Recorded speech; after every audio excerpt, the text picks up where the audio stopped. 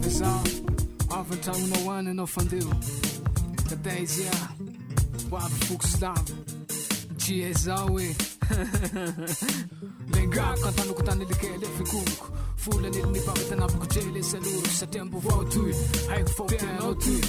le ataoko tiazy tovy lahela fa misasagny toy zaho ititiky mandoligna nambarako fa tiako leako salimbo hitanao sofa katay hamoronoko tolokio amiaro toloka lelahy handay fitiava lelahy tanjaky aro avy zaho an-tragnonao any anao fandeo volagno babanao tia volagno neninao tia anambarao iaby labolongonoro antanay eo ino mampatahotsy anao tia matoky zay langoro mandoliny marovano katra lamboresako muzika mety parazatsika tsy mahantra fitsinjako mangaliva banaiky le kininike anoko malalako sola koro tsara eo aby kapare ainao mare tsindemiko teo androany traky maraindray maresaky baly posera ia tsy tsinjaka vaninao zay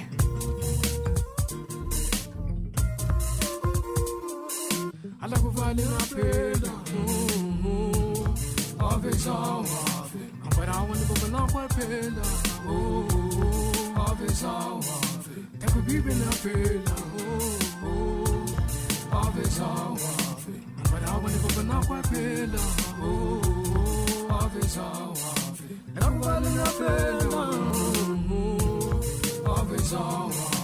ambarao-any babanao ko apela ave zaho tako biby napela ave zaho ambarao-any babanao ko apela ave zaho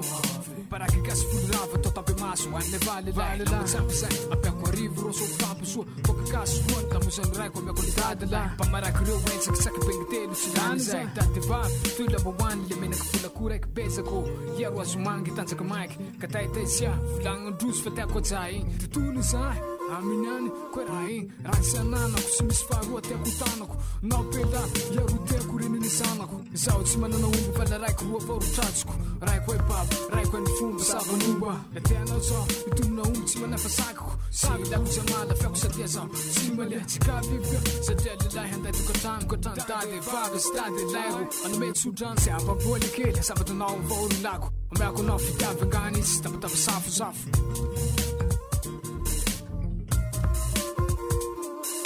alako valy napela ave zaho ambarao-any babanao ko apela